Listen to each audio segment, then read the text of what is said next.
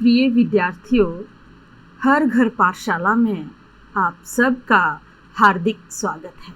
बच्चों, आज हम 11वीं कक्षा की पाठ्य पुस्तक अंतरा भाग 1 गद्य खंड अध्याय नंबर 5 ज्योतिबा फुले, जिसकी लेखिका हैं सुधा अरोड़ा जी। तो आज हम ज्योतिबा फुले की जीवनी पढ़ने से पहले सुधा अरोड़ा जी का साहित्यिक परिचय करेंगे। बच्चों, सुधा अरोड़ा एक कहानीकार और विचारक के रूप में प्रसिद्ध हैं। इनकी ख्याति विश्व भर में है। इनका जन्म 1948 में लाहौर, जो कि आज का पाकिस्तान है, में हुआ था।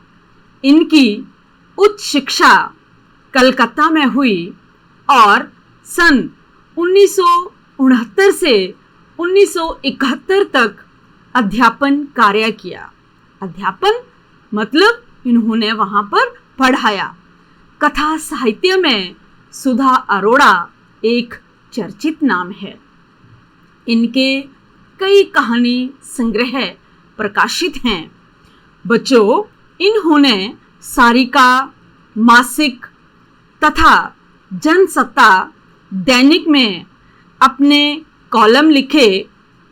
सारिका में आम आदमी जिंदा सवाल शीर्षक से और जनसत्ता में महिलाओं से जुड़े मुद्दों पर बामा स्तंभ के अंतर्गत इन्होंने लेखन किया।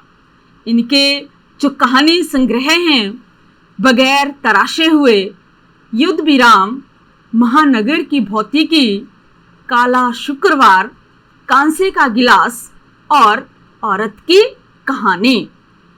इनकी कहानियां लगभग भारतीय भाषाओं के अतिरिक्त कई विदेशी भाषाओं में अनुदित हैं। अनुदित का अर्थ होता है अनुवाद करना, यानी कि सुधा अरोड़ा जी की लिखी हुई कहानियां जो हैं वो भारत में तो प्रसिद्ध हैं, लेकिन विदेशों में भी कई भाषाओं में इनका अनुवाद हुआ है। इन्होंने भारतीय महिला कलाकारों के आत्मकथ्यों के 2 संकलन, दहलीज को लांघते हुए और पंखों की उड़ान तैयार किए हैं। निबंध संग्रह हैं इनके औरत की दुनिया बनाम दुनिया की औरत। तो बच्चों, कई पुरस्कारों से इनको सम्मानित किया गया। सुधा अरोड़ा को उत्तर भारत सरकार की ओर से उत्तर प्रदेश हिंदी संस्थान सन 1978 का पुरस्कार दिया गया। इनकी जो विषय वस्तु रही है, सुधा जी की रचनाओं में नारियों और शोषितों पर अधिक ध्यान दिया गया है। नारी विमर्श संबंधी इनकी रचनाओं में शिष्टता और शालीनता है तथा उग्रता कहीं नहीं दिखती। सामाजिक और मानवीय सरोकारों का वे संयंत्र विश्लेषण करती हैं।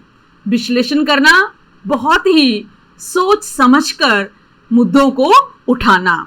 लेखन के स्तर पर पत्र पत्रिकाओं में भी बराबर उनकी सक्रियता बनी हुई है।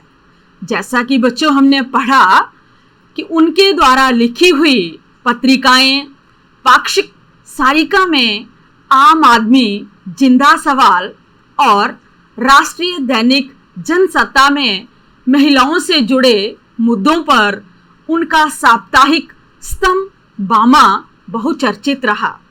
महिला संगठनों के सामाजिक कार्यों के प्रति उनकी सक्रियता मतलब अपना निरंतर काम करते रहना एवं समर्थन जारी है।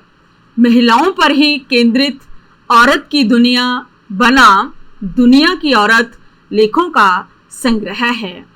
उत्तर प्रदेश हिंदी संस्थान द्वारा उन्हें विशेष पुरस्कार से सम्मानित किया गया।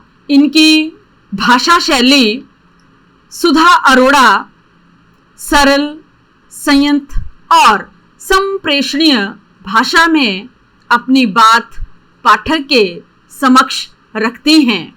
इनका चिंतन स्पष्ट है, इसीलिए शब्द जाल इनकी रचनाओं में नहीं है। मुद्दे को सरल एवं स्पष्ट रूप से पाठक के सामने रखती हैं। शब्दों में चित्रों का निर्माण इनकी विशेषता है। प्यारे बच्चों, सुधा अरोड़ा मूलतः कथाकार हैं, कहानीकार हैं। उनके यहाँ स्त्री विमर्श का रूप आक्रामक ना होकर सहज और संयत है। सामाजिक और मानवीय सरोकारों को वे रोचक ढंग से विश्लेषित करती हैं और इस पाठ्य पुस्तक में संकलित ज्योतिबा फुले की जीवनी में लेखिका सुधा अरोड़ा ने ज्योतिबा फुले और उनकी पत्नी द्वारा समाज में किए गए शिक्षा और समाज सुधार संबंधी कार्यों का महत्व बताया है। सामाजिक और धार्मिक रूढ़ियों का विरोध कर उन्होंने दलितों अर्थात निम्न वर्ग के लोगों,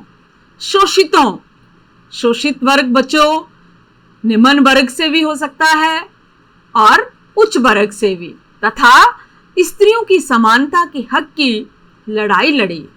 इसके कारण समाज का व्यापक विरोध भी उन्हें झेलना पड़ा।